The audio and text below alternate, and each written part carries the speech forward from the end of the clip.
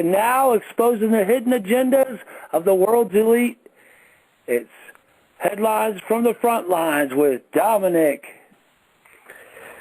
Problem, reaction, solution. There's a term that we're all quite familiar with, I'm sure. A lot of recent problems, like Glenn Beck spent a lot of time warning everybody about how dangerous 9/11 truthers and Tea Party people are, and anybody who's is against the government in any kind of way. They're anti-war.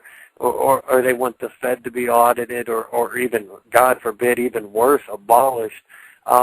We've seen recently, after all this hype began in the corporate media, someone down in Austin took a plane and flew it into an IRS building, and then at the Pentagon, we had a quote-unquote 9/11 truther shoot 2 police officers.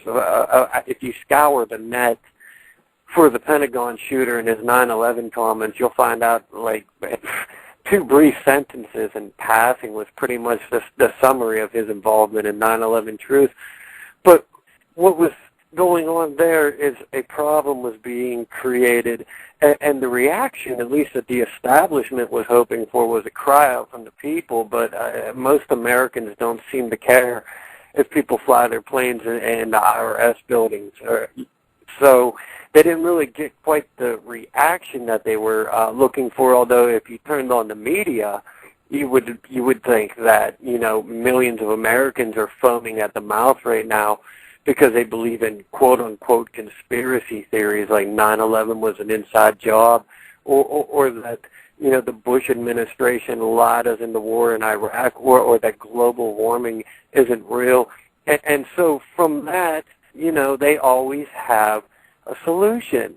And a lot of people were speculating, could this IRS thing be just to set up the IRS building?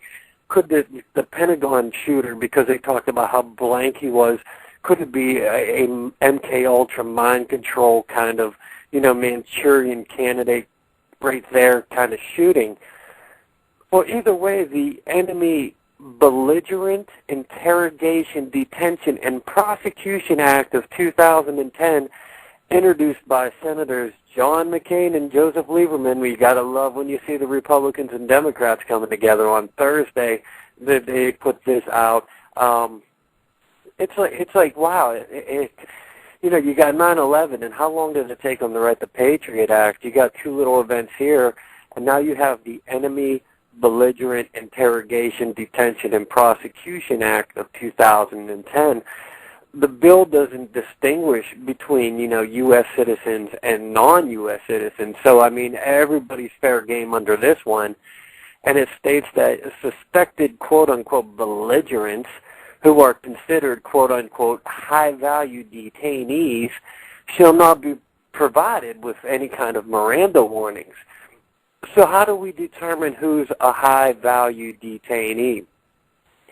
Well, it looks like there's 5 different little criteria laid out here. So let's go over these if you're ready for this. Number 1, the person poses a threat of an attack on civilians or civilian facilities within the U.S. or U.S. facilities abroad, okay? Number 2, the person poses a threat... Hold on. Let's stop at number 1. Let's stop at number one. With the guy crashed his plane in the IRS building, and the guy walking up to the Pentagon and shooting and getting wounded or whatever, and all this stuff that's going on, basically pointing to the patriots here in America and saying if you are don't believe Obama's birth certificate deal, or if you believe 9/11 was an inside job, or believe the Fed should be abolished, then you are one of these extremists, patriot extremists, and you are a danger now. So we would all fit into category 1. Go ahead. Okay, number 2, they pose a threat to U.S. military personnel or U.S. military facilities. Number 3 is that they are a potential intelligence value. See, this is the one that really, really got my interest peaked. Number 3, potential intelligence value. how much more vague can you possibly get? Listen, we go on the air and say something they don't like. They go, oh, listen, these guys know something, and pick us up, and that's it. And as we know with the Patriot Act and everything else, it's like if there's no warning when they kick your door in at 3 a.m., and they come in with no warrants, and they take you and your family, and they throw you in some cell because you don't deserve any kind of representation. Look at Jose Padilla, guy still sitting in jail to this day, can't see his lawyer, can't see any of the evidence that they, quote-unquote, have compiled against him, can't see any of this, is going to get no trial or anything else. And guess what happens? We all know what happens once they pick you up. They get to torture you. That's the whole point. Remember, everybody wanted torture. It was like, oh, no, we have to torture people. If we don't torture people, we can't protect people. So we have to torture and maim and kill people, or else we can't get information, intelligence.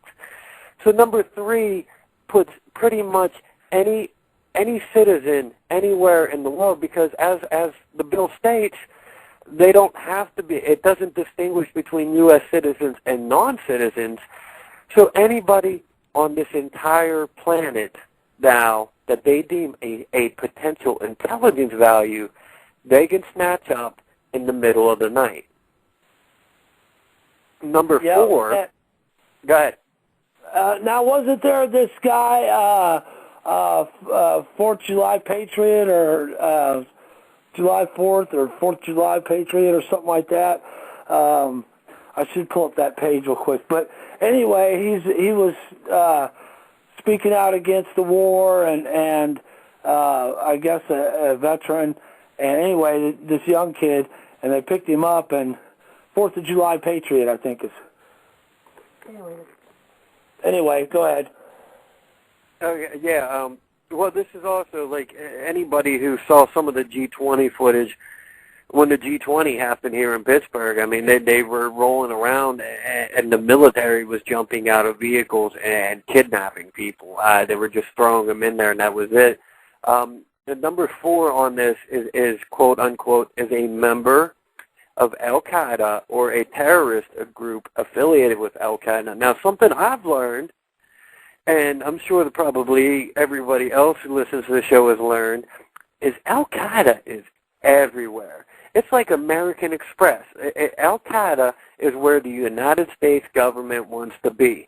The United States government is like, they're like, Al-Qaeda is in Afghanistan, we got to go there. And then we get in Afghanistan, and you remember they started saying, Al-Qaeda is in Iraq. Remember, they tried to paint the picture of Saddam and Osama bin Laden holding hands and setting flames, catching the World Trade Center on fire together.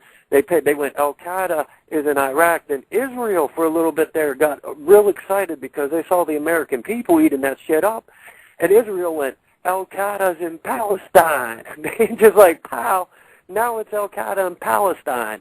And then we get Al-Qaeda's in Pakistan, and now Al-Qaeda's in Iran, and Al-Qaeda's in Yemen, and Al-Qaeda is like I said, like American Express.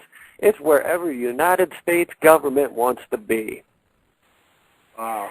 That's and number 5 on the list, and this is in case you can't fall somewhere in the first 4 categories. If the first 4 categories aren't vague enough to come into your house and snatch you up in the middle of the night, number 5, such other matters as the president considers appropriate. Let me repeat that one more time. Such other matters as the president considers appropriate.